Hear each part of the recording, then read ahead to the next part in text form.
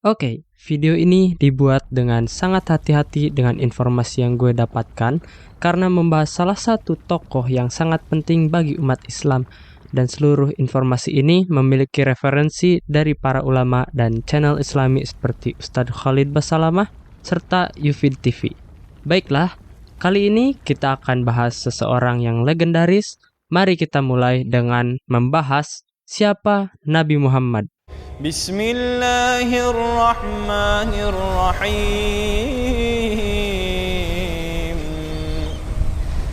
Ma kana Muhammadun aba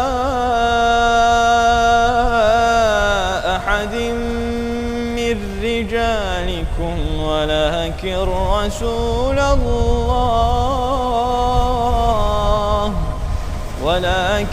رسول الله وخاتم النبيين وكان الله بكل شيء عليما. Dan sebenarnya banyak banget yang harus dibahas pada pembahasan Nabi Muhammad SAW. Cuman gua bakalan ambil hanya sebagian dan nggak semua tentang Nabi Muhammad dibahas di sini. Ya, karena itu bakalan panjang banget, bro. Kita mulai bahas Nabi Muhammad. Nabi Muhammad adalah seorang nabi dan rasul terakhir bagi umat muslim. Nabi Muhammad memulai penyebaran ajaran agama Islam untuk seluruh umat manusia dan mewariskan pemerintahan tunggal Islam. Nabi Muhammad sama-sama menegakkan ajaran tauhid untuk mengesahkan Allah sebagaimana yang dibawa Nabi dan Rasul sebelumnya. Tanggal 12 Rabiul Awal telah menjadi salah satu hari yang istimewa bagi kaum muslimin. Hari ini dianggap sebagai hari kelahiran Nabi akhir zaman, sang pembawa risalah penyempurna Nabi Agung Muhammad SAW. Yang ini adalah pendapat paling masyhur, beliau dilahirkan pada bulan Rabiul Awal dan ini adalah pendapat mayoritas ulama. Namun, banyak juga yang berpendapat bahwa Nabi Muhammad dilahirkan di luar Rabiul Awal. Wallahu a'lam bishawab. Nabi Muhammad memiliki beberapa nama, dan pernyataan ini ada sumber atau hadisnya. Nabi Muhammad memiliki 5 nama. Yang pertama adalah Muhammad, yang kedua adalah Ahmad. Ahmad dan Muhammad memiliki makna yang sama, yaitu terpuji. Lalu, yang ketiga adalah Mahi, yang memiliki makna menghapus kesyirikan. Yang keempat adalah Hasyr, yang bermakna beliaulah yang akan dibangkitkan pertama pada hari kiamat, barulah manusia yang lainnya. Dan yang kelima adalah Aqib, yang memiliki makna tiada nabi setelah aku, Muhammad. Baik, dalam perjalanan hidup baginda Nabi ada salah satu kisah yang benar-benar spektakuler. Dan itu benar ada buktinya secara ilmiah loh. Ada yang bisa nebak? Nabi Muhammad pernah membelah bulan dengan izin Allah. Dan ini bisa disaksikan di seluruh dunia kalau kita berada di zaman itu. Pada saat itu, Nabi sedang tawaf di Mekah, namun orang-orang Quraisy sepakat untuk mempermalukan beliau. Para orang-orang Quraisy itu sepakat untuk mempermalukan Nabi dengan cara mereka menantang Nabi untuk membelah bulan. Pada saat bulan itu benar-benar terang benderang, dan jika Nabi berhasil membelah bulan, maka mereka akan beriman kepada Allah. Namun, mereka hanya bercanda saja, dan jika memang itu terjadi, mereka tidak akan benar-benar beriman.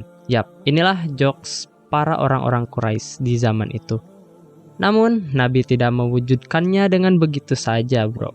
Malahan, Nabi menantang balik kepada orang-orang Quraisy itu jika beliau berhasil membelah bulan dengan izin Allah, mereka akan beriman. Orang-orang Quraisy pun mengiyakan tantangan Nabi dengan penuh kebohongan. Dan bulan berhasil dibelah menjadi 2 bagian oleh Nabi. Dalam riwayat Bukhari dari sahabat Nabi Abdullah bin Mas'ud berkata, kami telah menyaksikan bulan di Mekah dibelah menjadi 2 bagian sebelum Nabi berhijrah ke Madinah. Sebelah potongan bulan berada di Bukit Abu Kubais dan sebelahnya lagi berada di Gunung Aswaida. Dan orang-orang Quraisy tidak beriman. Mereka menuduh Nabi menggunakan sihir dengan menuduh bahwa beliau telah menyihir mata mereka. Dan mereka tetap mencari bukti bahwa Nabi menggunakan sihir dengan menanyakan kepada orang Quraisy di luar Mekah. Dan mereka yang berada di luar Mekah juga melihat bulan terbelah menjadi dua. Dan ini adalah bukti dari mukjizat Nabi Muhammad SAW. Ciri fisik Nabi. Nabi Muhammad memiliki ciri fisik tidak terlalu tinggi dan tidak terlalu pendek. Pundak yang lebar, dada yang bidang, perut yang tersusun dengan sangat keras seperti batu yang tersusun. Dan Nabi Muhammad SAW sangat kekar. Beliau memiliki kulit yang sangat putih. Saking putihnya, pipi beliau kemerah-merahan. Dan beliau memiliki alis yang tebal berbentuk seperti busur panah. Beliau juga memiliki kedua bola mata dan kelopak mata yang besar. Dan pada bagian putih matanya itu putih bersih dan yang hitamnya hitam pekat. Beliau memiliki hidung yang lancip dan bibir serta dahi itu setara dengan wajah beliau yang tidak bulat dan juga tidak oval. Beliau memiliki rambut yang tidak terlalu lurus dan juga tidak terlalu keriting. Beliau memiliki janggut yang sangat lebat. Sifat atau kepribadian. Kepribadian beliau Allah memujinya dalam surat Al-Qalam ayat 4 yang artinya, dan sesungguhnya engkau benar-benar berbudi pekerti yang luhur. Selain itu, beliau juga memiliki kepribadian yang lembut, santun, dermawan, dan pemberani. Beliau juga tidak pernah berkata kasar, tidak seperti para pemuda maupun pemudi pada zaman sekarang, dan itu gak bikin lo kelihatan keren, bro. Seperti yang kita ketahui saat masih berada di jenjang TK atau SD, Nabi Muhammad memiliki sifat seperti sidik yang artinya jujur, amanah yang artinya dapat dipercaya, tabligh yang artinya menyampaikan, dan fatonah yang artinya cerdas. Dan masih banyak lagi kepribadian-kepribadian Nabi yang sangat unggul yang gak gue dapat sampaikan ke lo semua, bro. Kegemilangan.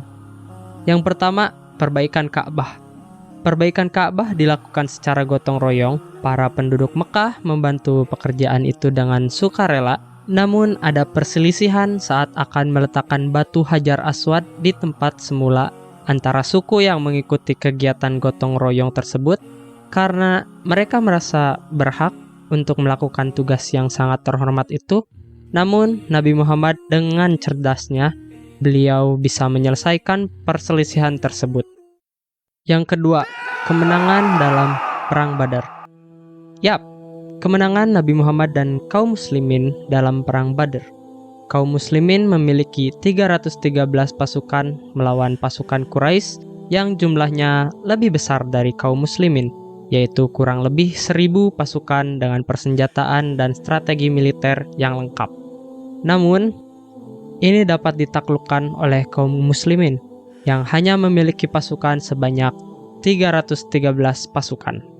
Dan masih banyak lagi kegemilangan yang telah diraih oleh Nabi Muhammad serta kaum muslimin seperti ekspansi wilayah, penyebaran ajaran agama Islam ke seluruh penjuru dunia. Beberapa yang bisa diterapkan dalam hidup. Jadi kesimpulannya apa, bro? Oke, jadi kesimpulan yang bisa lo terapkan untuk kehidupan.